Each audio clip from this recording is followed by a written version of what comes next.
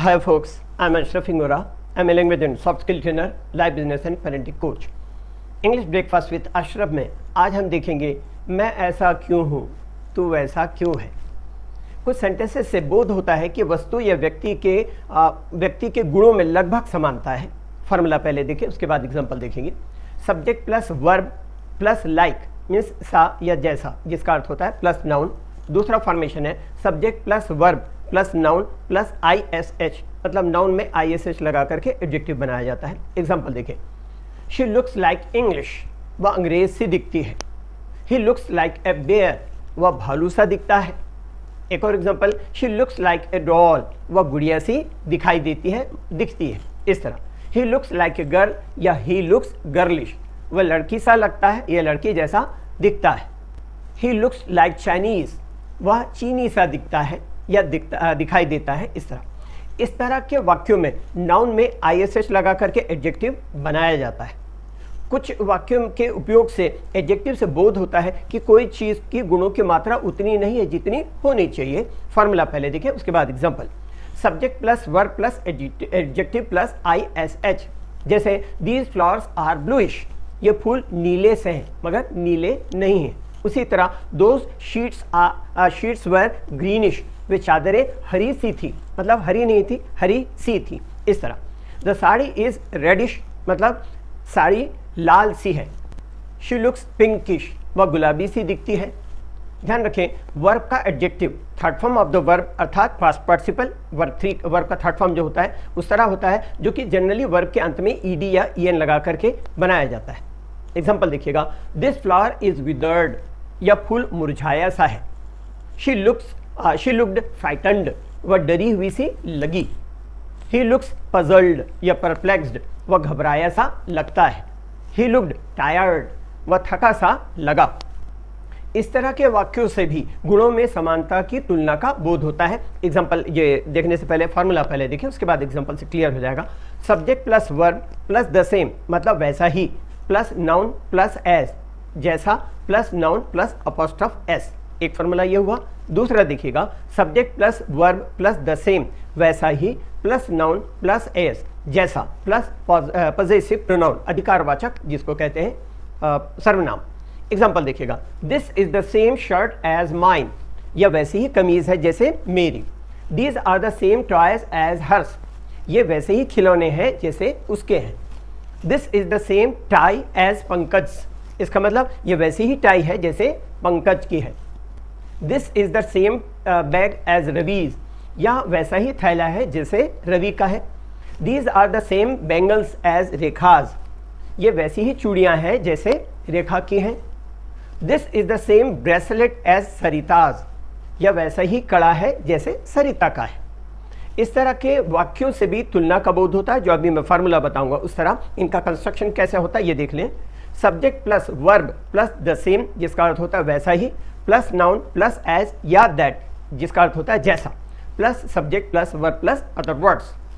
Example देखिएगा, this is the same pen I bought from the market, या this is the same pen that I bought from the market, यह वही pen है, वही कलम है जो कल मैंने बाजार से खरीदा था।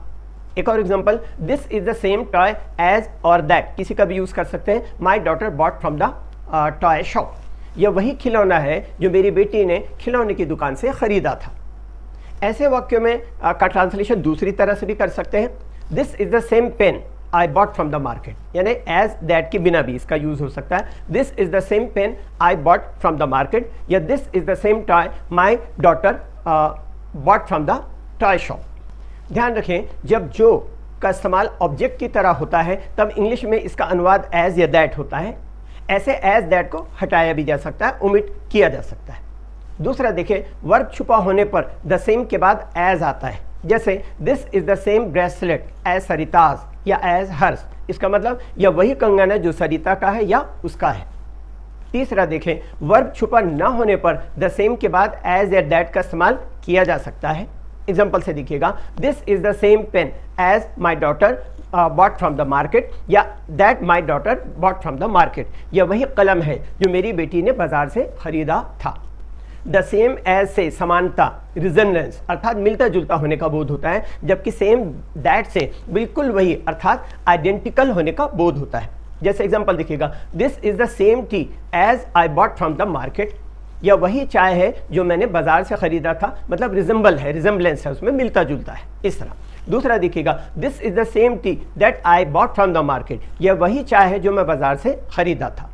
आगे देखिएगा, द सेम टी दैट, इसका मतलब आइडेंटिटी, सेम टी मतलब एक ही कंपनी की सेम चाय दो अलग अलग, इस तरह से। और दूसरा द सेम टी एज से रिजेम्बलेंस, मिलती जुलती चाय, ये चाय ऐसी है बारीक दाने वाली या मोटे दाने वाली, दूसरी चाय भी बारीक दाने वाली मोटे दाने वाली है, इस तरह मिलता जुलता होना। एक और एग्जांपल देखिएगा, this is the same dish that I was served yesterday, यह वही सब्जी है जो कल मुझे परोसी गई थी। आगे, this is the same film that I सा लास्ट वीक, यह वही फिल्म है जो मैंने पिछले हफ्ते देखा था। He is the same man that came in our locality yesterday, यह वही आदमी है जो कल हमारे मोहल्ले में आया था। This is the same motor bike that was lying here yesterday, यह वही मोटरसाइकिल है जो कल यहाँ पर पड़ी थी। This is the same child that was quarrelling with your son yesterday, यह वही बच्चा है जो कल तुम्हारे बच्चे से झगड़ रहा था। कुछ इस तरह के वाक्यों से भी तुलना या समानता का बोध होता है। फॉर्मूला पहले देखेंगे, उसके बाद सेंटेंस से क्लियर हो जाएगा। जस्ट एज प्लस क्लॉज मतलब जिस तरह, और इन द सेम वे या सिमिलरली, दोनों में से कोई भी यूज कर सकते हैं, उसी तरह प्लस क्लॉज। एग्जाम्पल से क्लियर हो जाएगी बात। Just as parents take care of their children, in the same way या similarly children should also take care of their parents when they are old. जिस तरह माँ बाप अपने बच्चों की देखभाल करते हैं, उसी तरह बच्चों को भी अपने माँ बाप की देखभाल करना चाहिए जब वे बूढ़े हो जाएं।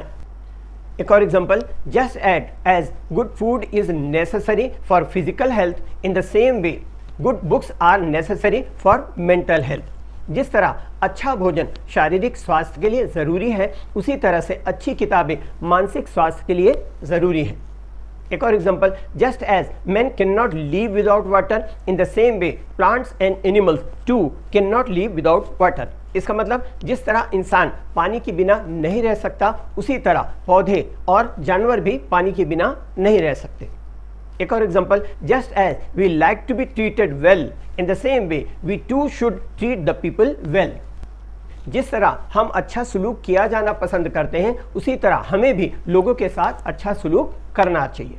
एक और एग्जांपल देखें, just as it is not easy for me to please all the people all the time, in the same way it is not easy for others to please me all the time. इसका मतलब जिस तरह मेरे लिए हर किसी को हर समय खुश रखना आसान नहीं है, उसी तरह से औरों के लिए भी मुझे हर समय खुश रखना आसान नहीं है।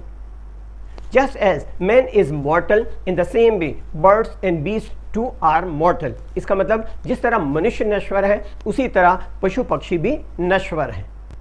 Just as pollution is harmful for human being, in the same way it is harmful for plants and animals too. इसका मतलब जिस तरह प्रदूषण मानव जाति के लिए हार्मफुल है या हानिकारक है, उसी तरह पेड़ पौधों और पशुओं के लिए भी हानिकारक है। Just as you want respect from others, in the same way others too want respect from you. इसका मतलब जिस तरह आप दूसरों से आदर चाहते हैं, उसी तरह दूसरे भी आपसे आदर चाहते हैं। Just as lovely flowers make the people happy, in the same way lovely children too make the people happy. English के लिए आप मेरे channel English breakfast with Ashraf and soft skill के लिए Ashraf the mover and shaker पर like share and subscribe करें। Comment section में comment करें, बेल आइकॉन प्रेस करें और मेरी बुक जरूर पढ़ें। Thanks for watching.